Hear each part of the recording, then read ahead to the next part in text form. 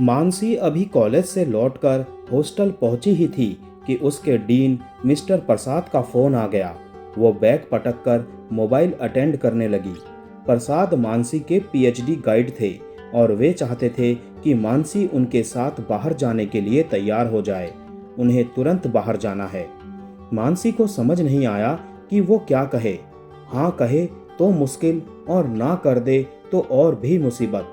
तभी उसे अपने बचपन के साथी शिशिर का बहाने बनाने का फार्मूला याद आया। उसने कराहते हुए कहा, सर मैं तो एक कदम भी चल नहीं पा रही हूँ। प्रसाद जी भी बड़े घाघ थे। बोले, अभी तो यहाँ से अच्छी भली निकली हो, अब क्या हो गया? ओह, मानसी आवाज में दर्द भरकर बोली, सर अभी यहाँ बस से उतरते समय मेरा पाँव मुड़ गया जिससे मोच आ गई। कहते हुए मानसी ने एक और कराह भरी। अब प्रसाद जी परेशान हो उठे।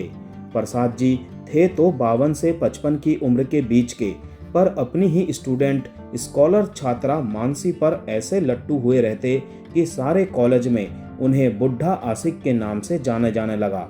वे मानसी को डांटते हुए बोले, क्या मानसी, तुम ढंग से नहीं चल सकती? अभी आता हूं तुम्हें देखने। प्रसाद की बातें सुन मानसी और अधिक परेशान हो उठी। फिर वो कराहते हुए बोली, वो मेरा दोस्त शिशिर आ रहा है, वो दवाई दे देगा, आप चिंता ना करें, मैं ठीक हो जाऊंगी। बेचारे प्रसाद सर ने बाहर जाने का अपना प्रोग्राम ही कैंसिल कर दिया। वे मानसी के बिना कहीं जाना नहीं चाहते थे। उनका हाल तो कुछ ऐसा था कि एक मिनट भी मानसी के बिना ना रहें। मानसी थी तो उनकी एक रिसर्च स्कॉलर छात्रा, किंतु उसके विरह में जैसे वो हलकान हुए जाते थे।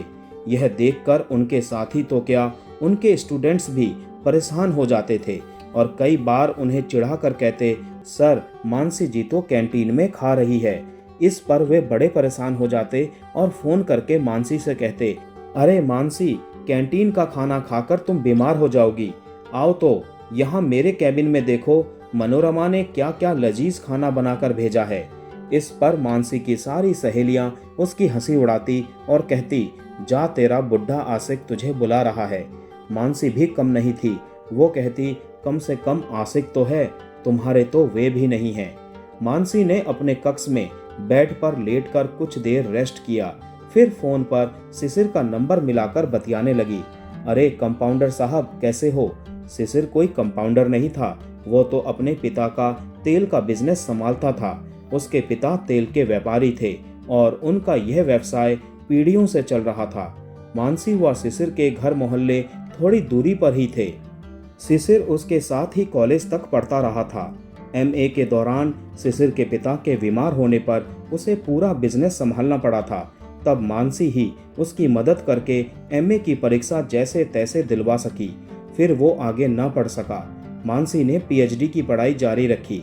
इस तरह वे थोड़े दूर तो हो गए, पर मोबाइल पर दोनों के बीच बातचीत होती रहती थी। यहाँ तक कि मानसी के घर पर कोई काम हो तो शिशिर ही कर जाता। मानसी के पिता नहीं रहे थे। उनकी बहन वैशाली ने फैशन डिजाइनिंग का कोर्स किया था। वो अपना बुटीक चलाती थी।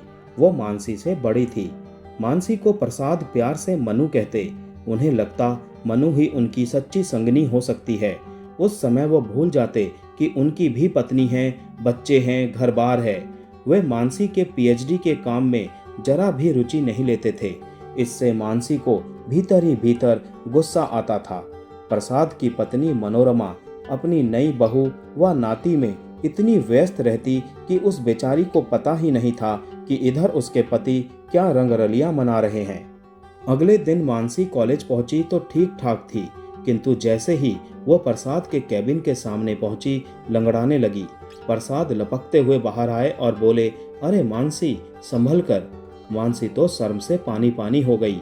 उसकी सारी सहेलियां भी यह देखकर हंसकर लोट-पोट हो रही थी। वे बोली, ये क्या मनु, लग रहा था प्रसाद अभी तुम्हें गोद में उठाकर सीधे अपने केबिन में ही ले जाएंगे। मानसी ने किताबें समेटी व लाइब्रेरी में जा बैठी। तभी प्रसाद भी वहां आ गए और पूछने लगे, कल क्यों नहीं आई? कितना मजा आता, केरल का ट्रिप था। मानसी को लगा साफ साफ कह दें कि आप अपनी श्रीमती जी को क्यों नहीं ले जाते, पर चुप रही। उसे पीएचडी भी तो पूरी करनी है। प्रसाद को टकराकर उसने शिशिर को फोन मिलाया। अरे कंपाउंडर, फिर शुरू हो गई दोनों की बातचीत। शिशिर को वो कंपाउंडर इसीलिए कहती थी कि खुद पीएचडी करके डॉक्टर हो जाएगी। अभी उसने कुछ लिखा ही था कि फिर प्रसाद आ गए और शुरू हो गई वही उनकी बकवास।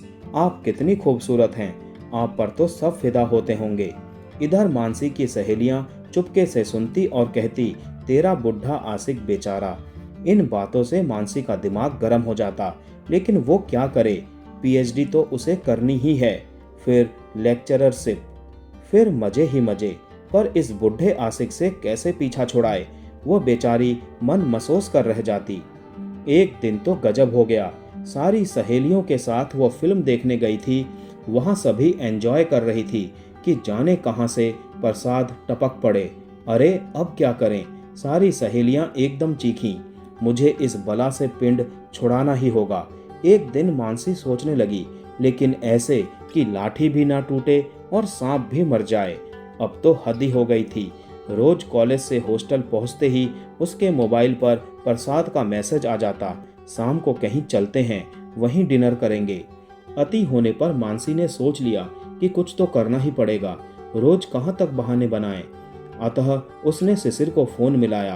कंपाउंडर साहब, कल तैयार रहना, और उसे अपनी सारी योजना भी बताई। वो पीली साड़ी और गले में मंगलसूत्र डाले शिशिर की स्कूटी से कॉलेज पहुंची और सीधे प्रसाद के केबिन में विनम्रता से दाखिल हुई। मे आई कम इन सर? कुछ ऐसा ही मुंह से निकला मानसी के। ओ, प्रसाद ने सिर उठाया। वे पेपर पढ़ रहे थे। देखते ही गिरते गिरते बचे। कम इन, वे बोले। सर, ये मेरे मंगेतर शिशिर अब मेरे जीवन साथी बन गए हैं। हम दोनों ने शादी कर ली है सर, आशीर्वाद दीजिए ना। मानसी ने हाथ जोड़कर कहा। प्रसाद की तो भुकुटी तन गई। उसे तो समझ ही नहीं आ रहा था कि वो मानसी से क्या कहे। तुम? हाँ, ठीक है जाओ। मानसी पर उन्हें गुस्सा आ रहा था। मानसी बोली, सर डिनर। प्रसाद बोले, नहीं, आज मनोरमा को क्लिनिक लेकर जाना है। मानसी बोली, बधाई हो सर। प्रसाद को जैसे काटो तो खून नहीं। मानसी बाहर आ गई। शिशिर को मंगलसूत्र उतार कर देते हुए बोली, इसे संभाल कर रखना, फिर काम आएगा। उसकी सारी सहेलियां भी उसके इस नाटक से हैरान थी। वे बोली, तेरा जवाब नहीं मानसी, तूने सही तरीका ढूंढा उस बुढ़े आशिक से पीछा छुड़ाने का। अब शायद ही कभी वो ऐसी हरकत तुम्हारे साथ करे। मानसी बोली, हम ऐसे ही डॉक्टर थोड़े ही हैं। और कैंपस में ठहाके गूंजने लगे। तो दोस्तों, कैसी लगी आप लोगों को मेरी ये कहानी, कमेंट करके ज़रूर बताइएगा। तो मिलते हैं नेक्स्ट कहानी में नए स्टोरी के साथ। तो तब तक के लिए आप सभी को टाटा बाय बाय, टेक केयर।